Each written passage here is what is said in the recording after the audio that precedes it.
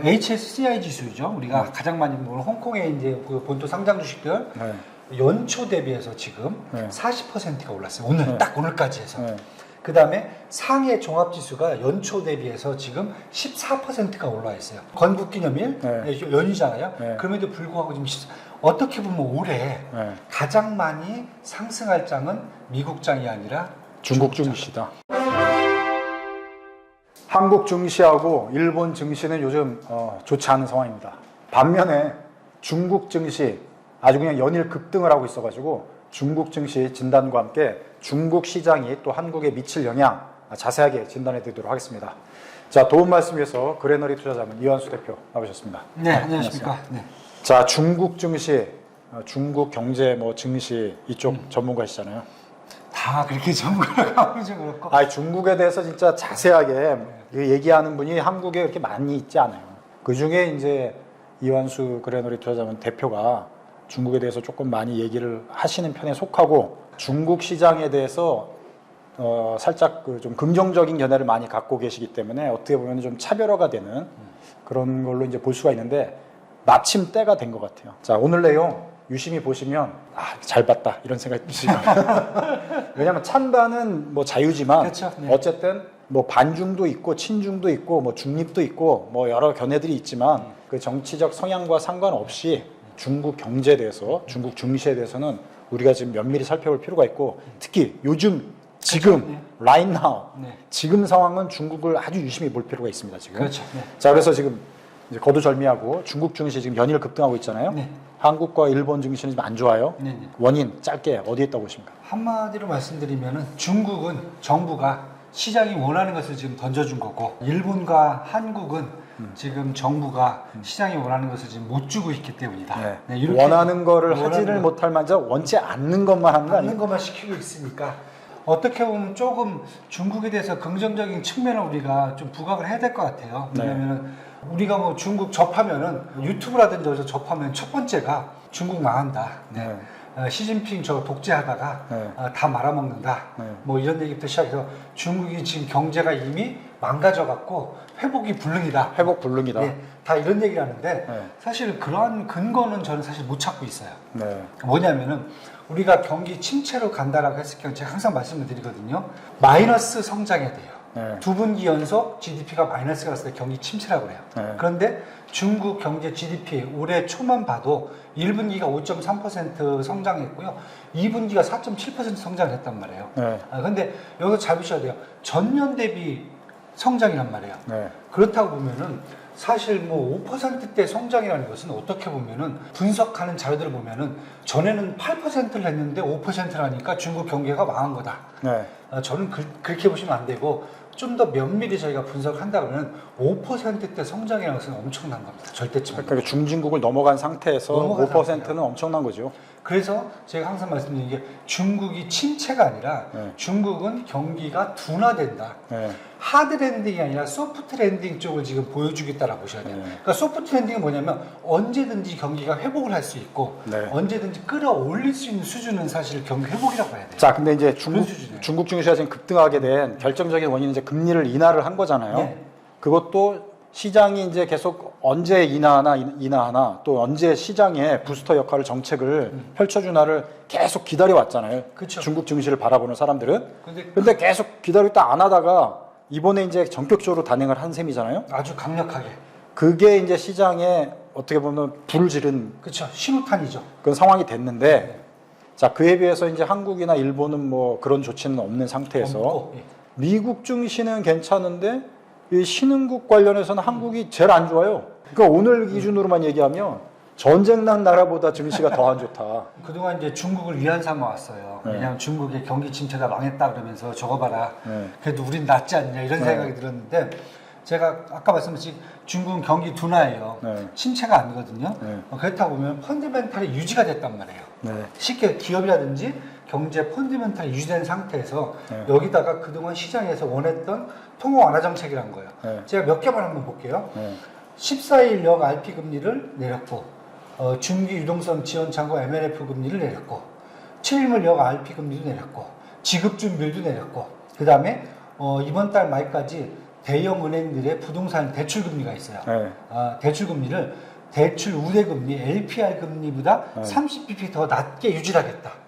이것은 뭐냐면 대출 우대 금리는 아무나 못 받아요. 네.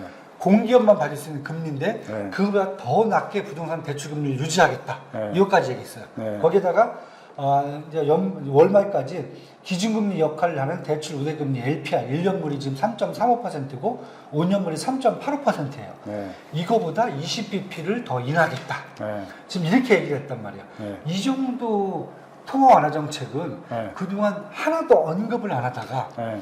한 방에 몰아붙였거든요. 네. 그것도 다른 게 아니라 미국이 네. 지지난주에 금리 인하를 하자마자 타이밍을 봤던 것 같아요. 바로 왜냐하면 그 이전까지 사실은 중국이 먼저 금리를 내려버리면은 네. 내리고 싶죠. 네. 내려야 되고 네. 내리게 되면 환율에서 문제가 생기기 때문에 네. 양국 간의 경제에 어떤 차이가 좀 문제가 생길 수가 있어요. 네. 그러니까 그걸 지금 계속 고민을 하고 있다가 네. 드디어 미국이 내리니까 따라 내렸죠. 그러니까 효과를 그렇죠. 극대화하기 위해서 미국의 그 금리 인하 상황을 지켜봤던 것 같고, 그렇죠. 네. 그게 이제 단행되는 걸 보고 과감하게 전방위적인 부양책으로 딱 돌아서는. 여기서 또 하나 중요한 게 있어요. 네. 미국 같은 경우 점도표 이런 걸 보면은 2025년까지 점도표를 3.4%로 잡았단 말이에요. 네. 그러니까 뭐냐면 한 1년 반 이상은 이제 기준금리를 내리겠다는 거잖아요. 네. 그러니까 통화 완화 정책이 앞으로 한 1년 반을 하겠다는 거예요. 그치? 네. 최소한. 중국 보면은 지금 경기 지표 제가 몇 개 볼게요. CPI 소비자 물가 지수가 전년 대비 0.6%예요. 지난달이. 그 다음에 PPI 생산자 물가 지수는 마이너스 1.8%예요. 네. 그런데 아까 제가 얘기했던 대출 우대금리, 기준금리 있잖아요. 네. 1년 물자리가 3.35%예요. 네. 그러면 지금 스프레드가 300bp예요. 네. 미국하고 똑같아요. 네. 쉽게 얘기해서 중국은 그러면 미국이 내리잖아요. 네. 앞으로 미국과 동조화돼 갖고 보조를 맞추겠다. 장기적으로 지금 통화 완화 정책을 쓰겠다는 거예요. 네. 한 번만 하고 끝나겠다고 했으면 제가 봤을 때는 시장이 이렇게 크게 반응을 안 해요. 좋아요, 구독. 지금 미국의 상황에 맞춰가면서 중국 내 그 상황을 아주 강력하게 불쏘시개 역할을 지금 하는 걸로 그렇죠. 해가지고 시장이 반응을 했어요. 중국 증시가 지금 급등한 상황에서 눈 깜짝할 사이에 막 지금 시장이 움직였잖아요. 그렇죠. 네. 그러니까 지금 현재 투자자들 사이에서 뭐가 막 설왕설래합니까? 중국 시장 지금 들어가야 되나? 갑자기 너무 올랐는데 아이씨 타이밍 놓쳤는데 그냥 가만히 봐야 되겠는데 뭐 이런 분도 있고 어떻게 봐야 됩니까? 저는 무조건 들어가야 된다. 무조건? 지금 어느 정도냐면요. 홍콩에 그러니까 한국 투자자 입장에서 무조건 중국 시장에 무조건 들어가야 된다? 무조건 들어가야 되죠. 왜냐하면 제가 뭐 몇 개만 얘기를 할게요. HSCI 지수죠. 우리가 가장 많이 보는 홍콩의 이제 그 본토 상장 주식들 네. 연초 대비해서 지금 네. 40%가 올랐어요. 오늘 네. 딱 오늘까지 해서. 네. 그 다음에 상해 종합지수가 연초 대비해서 지금 14%가 올라 있어요. 건국기념일 네. 연휴잖아요. 네. 그럼에도 불구하고 지금 어떻게 보면 올해 네. 가장 많이 상승할 장은 미국 장이 아니라 중국 증시다. 미국이 지금 연초에 현재까지 19% 올랐단 말이에요. 전체 시장으로 봤을 때. 그렇죠. 왜냐면 미국은 이제 올랐다가 떨어졌다 다시 또 올랐다 이렇게 하니까 뭐 사실 결과적으로 미국도 뭐 9월 30일에 사상 최고치 찍었단 말이에요. S&P가. 네. 그게 19%란 말이에요. 네. 근데 지금 홍콩이라든지 상해까지 종합을 친다 그러면은 저는 연말까지 더 오를 수 있는 가능성이 더 큰 데가 왜냐? 첫 번째 일단 이유부터 말씀드릴게요. 첫 번째는 건국절 연휴가 7일까지예요. 네, 10월 7일까지 참고로 중국은 쉽니다. 그렇죠. 그래서 증시가 지금 본토, 쉬고 있고 본토가. 본토 기준으로 네. 그러다 보니까 중국 증시 지금 열면 관심사지 투자할까를 보는 사람들이 오늘 증시 휴장이네. 본토 못 들어가니까 오늘 홍콩이 7%가 올라버려요. 네. 홍콩 열리니까. 삐져가지고 와, 이렇게 그렇죠. 삐져 나와가지고 이쪽으로. 근데 일단은 왜냐하면 국경절 연휴 7일 가면은 네. 소비 확대가 엄청납니다. 7일이면. 네. 첫 번째. 두 번째 11월 11일부터 광군제 들어가요. 이때는 소비는 폭발해요. 네. 작년에 광군제 첫날 택배 건수가 7억 개가 나왔어요. 네. 올해는 10억 개 나올 걸로 네. 예상합니다. 이 정도 소비량이에요. 네. 세 번째는 제가 지난번에도 한번 언급을 해드렸어요. 네. 7월 달부터 중국 정부가 소비 부양책으로 뭘 쓰고 있냐면은 네. 교체 수요 지원 정책을 쓰고 있다. 네. 지금 중국에 네. 설비 있죠. 네. 그 다음에 가게가 갖고 있는 제품들, 뭐 네. 냉장고, 세탁기, 전기차 뭐 이런 것들 있잖아요. 네. 이런 것들이 사실 지금 교체 주기에 들어가 있어요. 네. 그것을 위해서 지금 전기차 보조금 때려주고 넣고 있죠. 그다음에 등록세 면제해주고 있죠. 지금 다 지금 정부 하고 있단 말이에요. 네. 쉽게 얘기해서 4분기에 중국 소비가 폭발할 게 눈에 보인다는 거예요.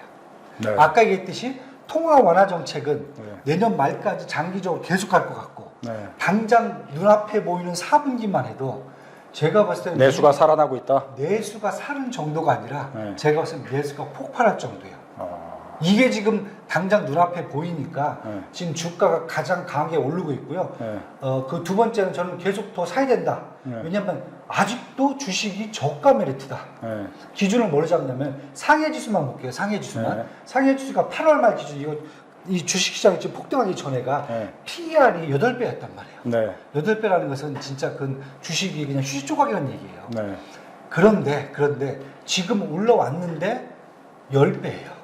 중국 주식시장 전 세계 2위 시장이란 말이에요. 네. 그 다음에 알리바바라는 이런 규모 면에서 엄청난 기업들이 많단 말이에요. 네. 이 정도면은 최소한 못 가도 그냥 눈 감고 찍어도 저는 14배는 가야 돼요.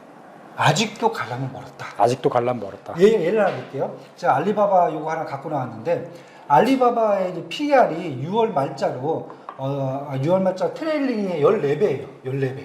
그런데 이제 어제자로 주가가 막 폭등을 했잖아요. 지금 알리바바가 뭐 120달러까지 갔잖아요.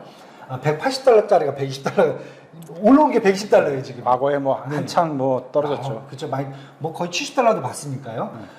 미국에서 거래되는 가격으로요. 근데 지금 PER로 하는데 26배 올라왔어요. 네.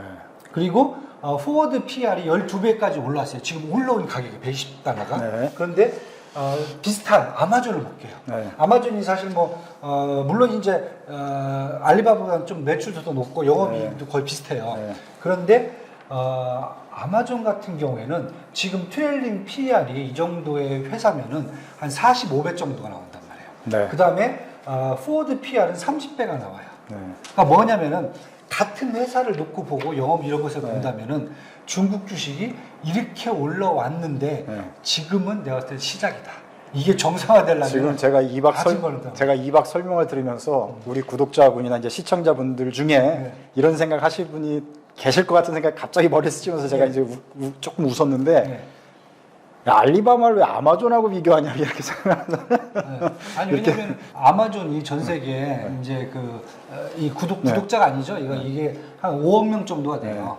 알리바바는 10억 명이에요. 그러니까 아마존도 이제 유통기업이긴 하지만 그럼요. 네. 네. 어쨌든 알리바바 매출액을 보면은 네. 사실 그렇게 전혀 밀지가 않아요. 지금 미국의 월가의 전문가들도 지금 중국 증시를 보고 있잖아요. 네. 거기 나오는 소식들, 그다음에 국내의 투자 전문가들 얘기들을 제가 직접 들은 것도 있고 또 이제 분석도 이렇게 보면 중국 증시 지금 제대로 반응을 하고 있다. 또 앞으로도 오를 가능성이 높다. 다만 내년까지 해서 지속적으로 오를 걸로 보진 않는다. 그래서 약간 단기 트레이딩 성격으로 가야 되는 게 아니냐 이런 전략들을 많이 제시하고 있는데 네. 이거에 대해서 반대 논리를 갖고 계시잖아요. 네. 첫 번째는 일단은 중국 주식시장이 이제 하락기로 접어든 게 2020년 12월 달란 말이에요. 지금은 정확하게 지금 한 3년 반 정도가 지났어요. 한 3년 정도가 됐네요. 그렇죠? 그때 이유가 뭐였냐면은 잘 기억하실 거예요. 홍콩 시장에서 엔트그룹이 상장을 하려다가 이제 정부가 독점이죠. 이런 부분을 갖고 걸고 넘어지면서 이제 정부 규제가 막 주시장에 들어왔단 말이에요. 그렇죠? 그때부터 주가가 지금 거의 3년째 계속 내리막길을 걸어왔어요. 네. 그리고 제가 앞에 말씀드렸듯이 그러면 와중에도 기업들이라든지 정부가 갖고 있는 어떤 경제 펀드멘탈이 그렇게 훼손된 건 없어요. 그렇다고 보면은 반대예요. 3년 동안 내려온 주식은 3년 동안 가야죠. 저는 이렇게 보는 게 첫 번째 이유고, 그러면 거기까지는 최소한 가야 된다. 두 번째, 지금 보면은 우리가 이제 막 그 얘기 하세요. 그 논리 중에 하나가 중국이 일단은 소비 확대가 안 될 거다. 소비력이 많이 떨어졌다. 왜냐? 청년 실업률도 뭐 20%가 되고 있고, 뭐 기타 등등 막 지금 뭐 경기가 계속 안 좋아갖고. 일단 외국 기업도 거의 안 들어가잖아요, 지금 중국에.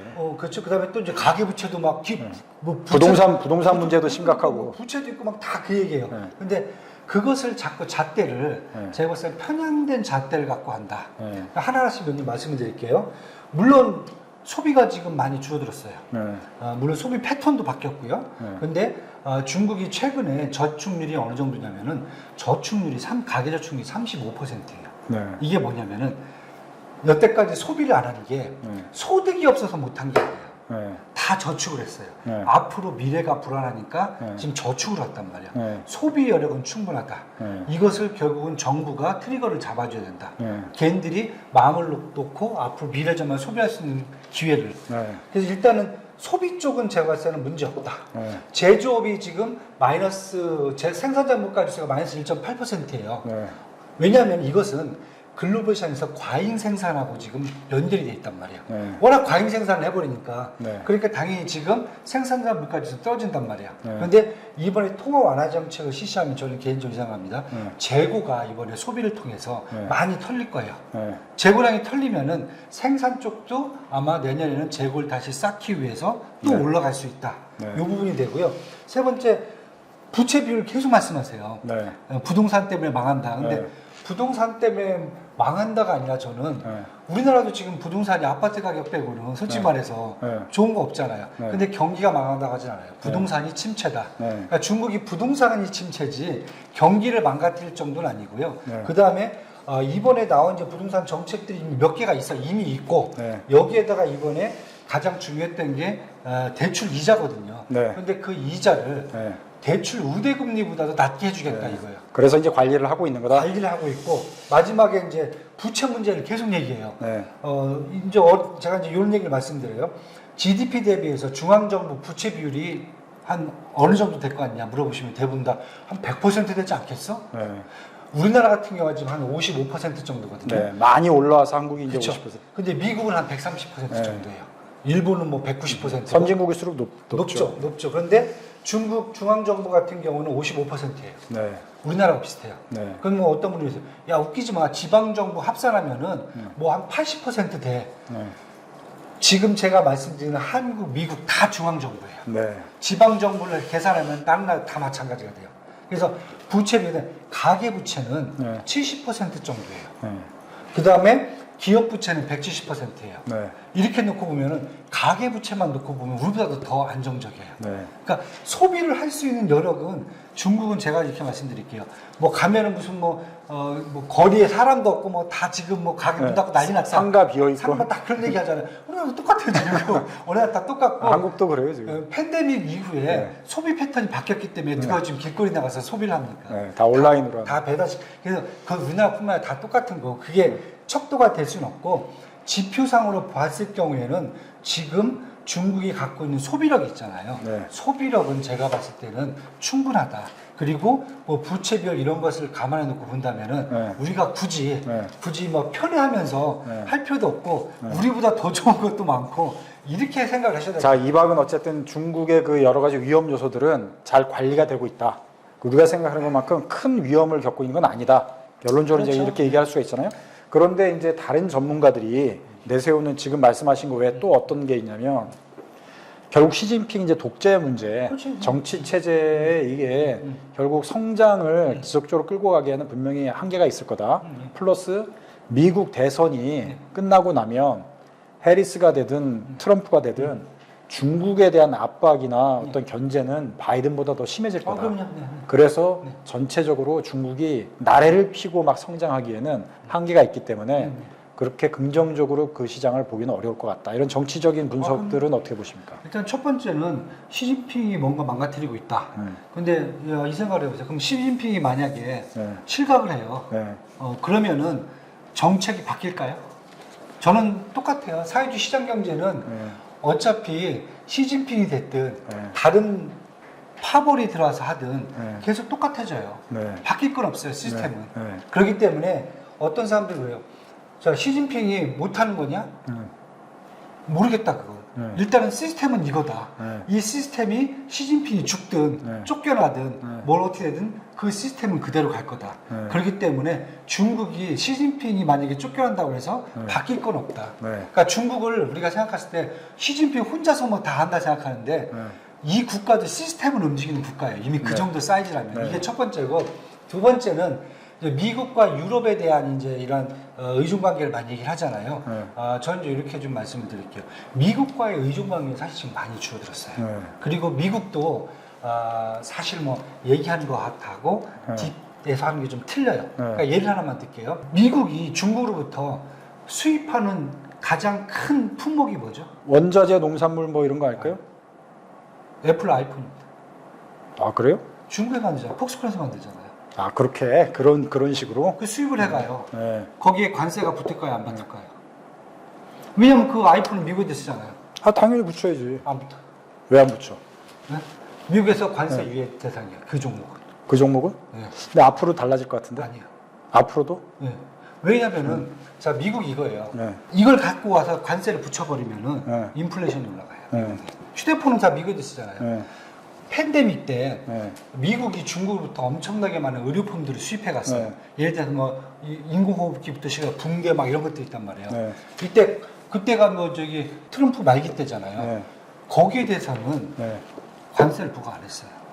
그러니까 뭐냐면은 미국이 중국에 대해서 네. 관세 이번에 뗀다, 전기차 뗀다고 그러잖아요. 네. 다들 난리 났다고 그러잖아요. 네. 근데 지금 중국이 미국에다 전기차 몇 대 팔았어요? 내가 봤을 땐 거의 없어요. 들어간 게 없어요. 다 유럽을 갔어요. 아 근데 지금 이제 새 정권이 들었으면 지금 엔비디아 관련도 뭐 중국에 뭐 팔지 말려고 그러고 자꾸 진출하려고 것도 억제하려고 하니까 기존에 있는 것들도 많이 이렇게 좀 제재라기보다는 위축이 될 거라고 예상들을 많이 하는 것 같아요. 근데 일단 관계 없는데. 미중 관계로만 딱 봤을 그러니까 때. 관계 없는데. 네. 그러니까 반대로 네. 중국도 똑같아지거든요. 지금 GM 포드 합작 공장에 대해서 네. 중국 내에 관세 엄청 보고 때리고 있어요. 네. 그건 똑같아진 거거든요. 네. 그러니까 제가 봤을 때는 이겁니다. 과잉 생산 얘기를 이번에 했잖아요.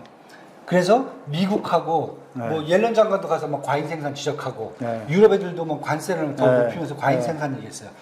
중국이 지금 전 세계적으로 과잉 생산을 한 부분에 대해서는 관세를 올려요 지금 확실히. 네. 그게 어디냐면은 전기차, 신재생 에너지, 배터리 네. 이런 부분이란 말이에요. 네. 그런데 제가 이제 방금 전에 말씀드렸잖아요. 만약에 네. 중국에서 소비가 늘어지면은 네. 높아지면은 과잉 생산 문제가 자체적으로 나갈 수가 있어요. 네. 그 과잉 생산 때문에 아까 말씀드렸잖아요. 생산자 물가 지수가 마이너스가 나온다는 거예요. 네. 재고가 엄청 쌓여있기 때문에. 네. 그게 이번에 털리게 되면은 네. 어떻게 보면은 중국 같은 경우는 자체 소비 있잖아요. 네. 이걸 높임으로써 지금 유럽이라든지 미국과 갈 수 있는 부분들을 피해갈 수 있을 것 같고요. 네. 두 번째는 마지막으로 하나 더 본다면은 우리가 계속 맨날 얘기하면서 미국하고 유럽만 얘기해요. 네. 근데 중국은 항상 제가 그 말씀 드리잖아요. 전면으로 가는 것하고 네. 후면으로 가는 게 있어요. 네. 후면 쪽에서 뭐냐면 지금 우리가 맨날 또 이 얘기하면 또 무슨 얘기를 하냐. 벨트앤로드 이미 망한 거 아니냐. 아닙니다. 중국 전체 수출에 벨트앤로드 쪽 투자 쪽 있잖아요. 거기가 아직도 50% 이상을 차지하고 있어요. 좋아요, 구독. 자, 뭐 이렇게 2박은 이제 중국 시장 긍정적으로 보고 있고 여러 가지 정치적인 리스크들도 있지만 자 관리될 거다. 이렇게 전제를 깔고서 경제 상황이나 증시 상황이 계속 우상향을 보일 거다. 그러니까 투자에 지금 망설일 이유가 없다.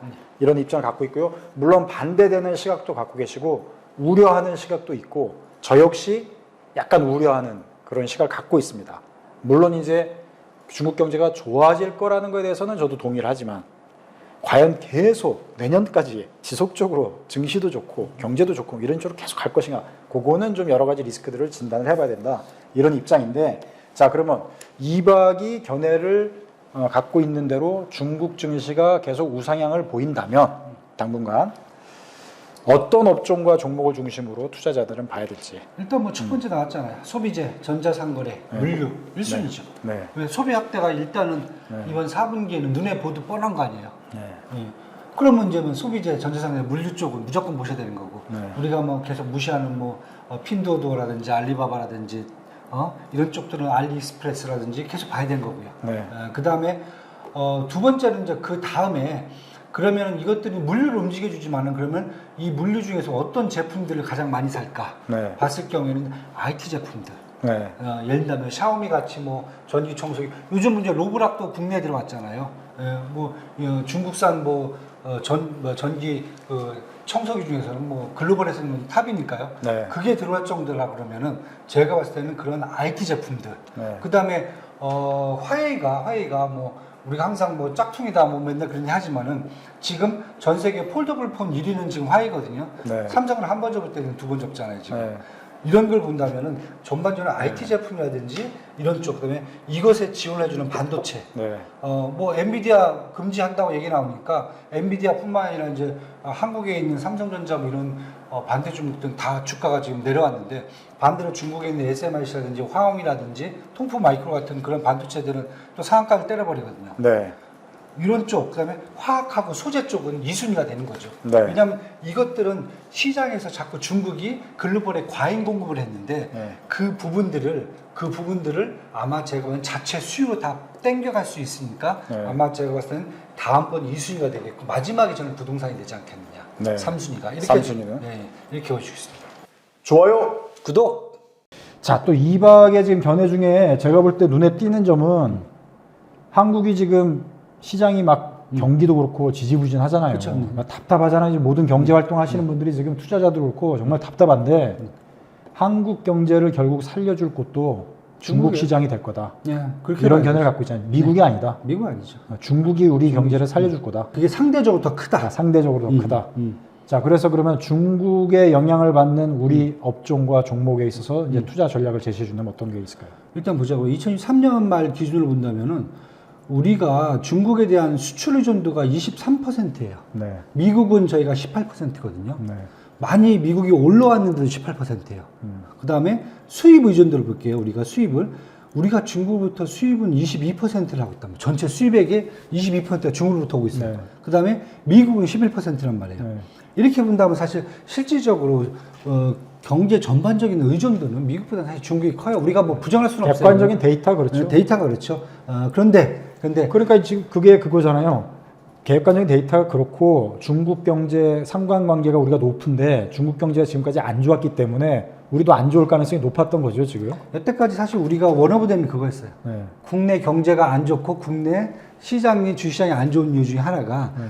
외국 투자가들 입장에서 한국 경제는 네. 미국보다는 사실 중국 쪽에 조금 더 의존도가 높다라고 네. 보기 때문에 증시도 중국 그렇죠. 쪽에 연동돼 있었고. 네. 그리고 종목 업종도 보면 더 연관성 이쪽이 더 크단 말이에요. 네. 그러니까 예를 들면 미국 같은 경우에는 우리가 반도체라든지 IT 쪽은 사실 미국에 저희가 연관성이라든지 이런 것들이 크단 말이에요. 네. 근데 그 이외 업종에 대해서 사실 거의 없어요. 네. 근데 중국은 IT뿐만 아니라 대부분 업종이 다 연관성이 있단 말이에요. 네. 그래서 제가 봤을 때는 이렇게 됐을 경우에 중국이 갖고 있는 이번 파급 효과는 네. 어떻게 보면 더 좋다. 네. 한국에 더 긍정적으로 올 수 있다. 네. 이렇게 좀 보여주고요. 저는 이제 개인적인 생각을 해요. 답답한 게 국내 증시가 네. 미국 연준이 기준금리 인하하고 통화 완화 정책으로 가요. 그다음에 중국이라는 바로 옆에 있는 국가가 네. 인민은행이 통화 완화 정책을 해요. 둘이서 동조화돼 갖고 장기간 할 것 같아요. 네. 그러면은 한국 경제라는 것은 그 양쪽 입장에서 본다면은 아까 수출 수입 의존도 1, 2가 미국 중국에 다 지금 중국 미국이란 말이에요. 그러면 엔진 두 개를 다른 거예요 지금. 네. 그런데도 못 가요. 네. 이게 아쉬운 거죠. 그래서 한 번 더 본다면은 그럼 중국 경제가 이렇게 갔을 경우에 그럼 우리는 어디가 혜택을 받겠냐? 네. 정리를 한번 해볼게요. 일단은 중국에서 산업하고 우리가 경쟁력이 우위에 있는 업종이 있단 말이에요. 반도체, IT, 화장품, 엔터. 네. 이런 것들은 중국이 가면은 우리께 수요가 더 는다는 거죠. 네. 중국 내에서도 수요가 더 늘고. 네. 이게 첫 번째고, 두 번째는 중국이 아까 말씀드린 그냥 과잉 생산을 막 했단 말이에요. 글로벌 시장에다가. 그럼 그 과잉 생산 때문에 우리가 손해본 업종들이 많아요. 그러니까 옛날에 우리가 철강 포스코 잘 나갔는데 갑자기 중국이 막 과잉 생산 해버리니까 포스코가 주가가 폭락을 해버리잖아요. 이런 업종이 뭐냐면 기초화학, 신재생 에너지, 그다음에 2차 전지, 이런 것들은 사실 어떻게 보면 중국과의 경쟁 관계에서 지금 우리가 과잉 생산에 밀려버리는 업종들이거든요. 네. 근데 만약에 아까 제가 말씀 과잉 생산을 해소할 수 있는 기회가 나온다 이번에. 네. 그랬을 경우에 한국 기업들이 중국의 제품을 대는 게 아니라 네. 글로벌 시장에서 한국 업종이 조금 더 한번 간접적으로 혜택을 볼 수 있는 구조가 있는 데가 아까 말씀드린 기초화학이라든지 네. 신재생 에너지, 그다음에 2차 전지 업종은 이렇게 봐도 된다. 네. 그렇게 본다면 결국은 지금 우리 업종에 미칠 영향이 더 크다는 거죠. 네. 업종 잘 보시면은 네. 옛날에 저희가 봤던 이제 중국 소비수혜주들, 네. 그다음에 뭐 화학, 뭐 롯데케미칼부터 시작해서 화학 네. 업종들, 그다음에 신재생에너지 2차전지까지 해가. 2차전지 물론 국내에서 분석은 뭐 유럽 쪽 때문에 뭐 좋아질 거다 막 얘기를 하는데 네. 뭐 유럽 쪽에서는 그렇게 뭐 저희가 직접적으로 이렇게 2차전지가 혜택을 받을 건 없어요. 제가 봤을 때는 네. 그냥 한번 쿠션 돌려서 들어가는 거지. 네. 근데 지금 당장 지금 중국 이런 상황이 왔을 경우에 저희가 이제 이렇게 얼른 회로를 돌려본다면은 네. 이런 상황들이 오지 않을까. 그리고 네. 해당 지금 종목들이 계속 지금 뭐 시장 빠질 때도 좀 덜 빠지면서 네. 강세를 보이는 면모를 보이지 않겠냐 이렇게 지금 보여집니다 지금요. 좋아요, 구독. 네, 오늘 중국 증시의 급등 상황 자세히 진단해 드렸고요. 또 이 상황으로 인한 한국 증시 영향, 또 투자 전략 자세하게 또 진단을 해드렸습니다. 내용들을 살펴보시면은 기묘하게 사용할 만한 그런 전략적 투자 요소들이 많이 있으니까요. 잘 살펴보시면 좋을 것 같고요. 한국 증시 지금 어려운 상황이지만 앞으로 시차를 두고 좋아질 것 같다는 그런 전망, 이것도 꼭 챙겨보시기 바랍니다. 자, 유익하셨다면 좋아요, 구독 부탁드리겠습니다. 자, 오늘도 시청해 주셔서 고맙습니다.